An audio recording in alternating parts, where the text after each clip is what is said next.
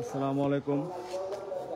আমি এই মুহূর্তে আছি ঢাকা জেলা নবাবগঞ্জ থানা কালিমপুর ইউনিয়ন রামনাথপুর গ্রাম। আমি একটা জিনিস দেখাতে চাই, আমাদের মুর্শিদ কেবলা পীরে কামেল শাহ সুফি হযরত মুহাম্মদ বরকতুল্লাহ খান রহমতুল্লাহ আলাইহি। দেখেন বর্তমান চলমান যে ছাত্র আন্দোলন, এই ছাত্র আন্দোলনের পর আমাদের যে স্বাধীনতা অর্জন, এই স্বাধীনতার মাঝেই কিছু অসাধু লোক, কিছু মৌলবাদ, কিছু জঙ্গি, দেখেন আমি একটু স্পষ্ট করে দেখাতে চাই, এটা অতি পুরাতন, অতি প্রাচীন একটা মসজিদ। সে 1951 সালে এই মসজিদটা প্রতিষ্ঠিত হয়। দেখেন এই মসজিদের এখানে কালেমা তাইয়েবা, এই মসজিদটাকে কিভাবে ভাঙচুর করছে। দেখেন এই স্বাধীনতায় মধ্যে কিছু মৌলবাদ, কিছু জঙ্গিবাদ, কিছু জঙ্গি গোষ্ঠী, তারা নৈরাজ্য সৃষ্টিকারী, তারা সমাজে অশান্তি সৃষ্টিকারী, তারা ধর্ম ব্যবসায়ী। দেখেন এই অতি পুরাতন মসজিদ, এই মসজিদটাকে কিভাবে জ্বালা পোড়াও করছে, কিভাবে ভাঙচুর করছে। দেখেন এই কি মেহরাব, এখানে ছিল কুরআন শরীফ, ধর্মীয় কিতাব। এখানে দেখেন মেহরাবের মেম্বারগুলি জ্বালাই দিছে, সমস্ত কুরআন শরীফ দেখেন জ্বালাই দিছে, সমস্ত জ্বালায় পুরা ভঙ্গ করে দিছে। দেখেন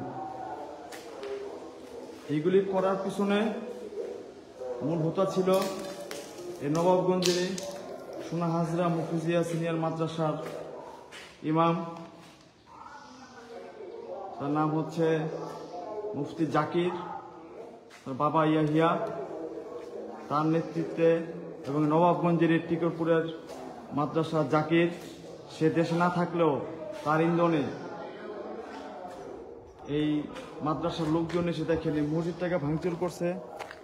মসজিদের মোতোয়াল্লি তার পরিবার নিয়ে এই মসজিদের ভিতরেই একটা ভিতর বাড়ি, এই ভিতর বাড়িটা ঠিক আছে দেখেন বুলডোজার দিয়ে কিভাবে ভাঙছে। ঠিক আছে তারা ভেকু, বুলডোজার এবং হাজার হাজার মাদ্রাসা পোলাপান, এই কিছু অসাধু ধর্মীয় ব্যবসায়ীদের ইন্ধনে তারা ভেকু, বুলডোজার, হাজার হাজার মাদ্রাসার পোলাপান কিভাবে একটা বাড়ি, একটা মসজিদ শুধু ভাঙচুর তো করেই নাই, ভাঙচুরের পাশাপাশি তারা লুটতরাজ, লুটপাট, নৈরাজ্য সৃষ্টিকারী।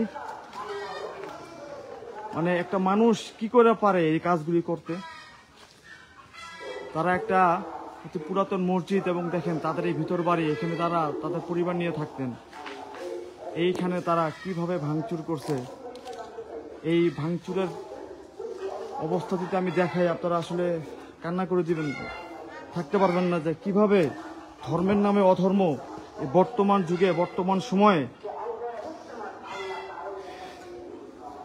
এই স্বাধীনতাকামী, স্বাধীনতার মানুষ, আমরা সবাই আনন্দ উল্লাস যেখানে ব্যস্ত স্বাধীনতা নিয়ে, সেখানে কিছু মৌলবাদ, জঙ্গি গোষ্ঠী কিভাবে দেখেন এই যে বাড়ি কি ভাঙচুর, জ্বালা পোড়াও।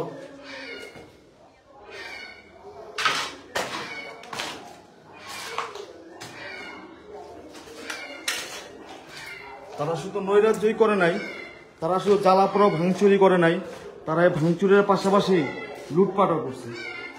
তাদের বাসায় রাখা স্বর্ণ অলংকার, তাদের বাসায় থাকা টাকা পয়সা, ইভেন এই মসজিদ উন্নয়ন করার কারণে, উন্নয়ন করার জন্য আমি যদি জানালা দিয়ে একটু দেখাই আপনাকে, এই জায়গাগুলিতে মাটি ফলানোর জন্য বেশ কিছু টাকা, নগদ অর্থ কয়েক লক্ষ টাকা, প্রায় 5-7 লাখ টাকা ক্যাশ ছিল এই বালু ফলানোর জন্য, মাটি ফলানোর জন্য বর্ষায় টাকাগুলি তারা লুটপাট করছে। এবং এই বাসায় যারা ছিলেন তাদের পড়ার গয়নাগাটি, দামি দামি আসবাবপত্র, জিনিসপত্র সব তারা লুটপাট করছে। দেখেন এই যে ফ্রিজগুলো কিভাবে জ্বালায় ভম্ব করে দিচ্ছে একদম। চিন্তা করা যায়? কোনো সুস্থ মস্তিষ্কের মানুষ, কোনো ভালো মানুষ এগুলি কখনো করতে পারে না।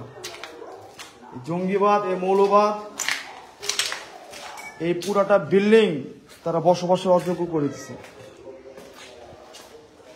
আল্লাহ,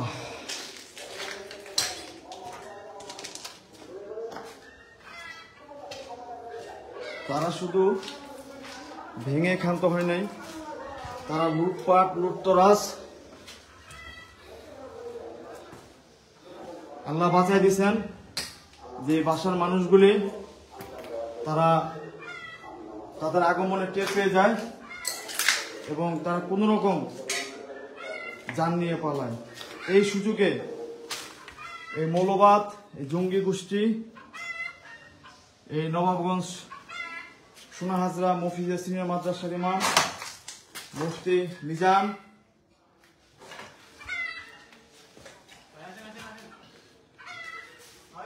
পুরো বাড়িঘর দেখেন কি পরিমাণ লন্ডভন্ড করছে, কিচ্ছু তারা ঠিক রাখেনি, একদম যাচ্ছে তাই অবস্থা। পুরো বাড়িঘর কি পরিমাণ লুটপাট, কি পরিমাণ ভাঙচুর, বসবাসের অযোগ্য করে দিচ্ছে তারা এই 2-3 তলা একটা বাড়ি।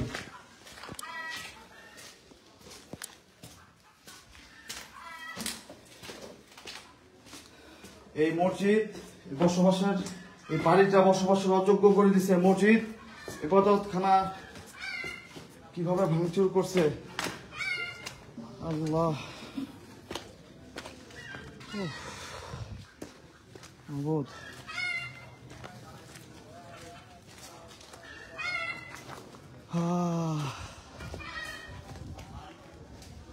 তারা কম করে হলেও প্রায় 8 কোটি টাকার উপরে সম্পদ তারা নষ্ট করছে। আমি বর্তমান সময়ে এই অন্তর্বর্তীকালীন সরকার মাননীয় প্রধানমন্ত্রী ডক্টর ইউনূস সাহেবের নিকট এদের শাস্তি কামনা করতেছি, এদের যথাযথ বিচারের আওতায় আনার দাবি জানাইতেছি। আমি আর সহ্য করতে পারতেছি না, মাফ করবেন। আমি এখানে আমার ভিডিও শেষ করতে চাই। আসসালামু আলাইকুম।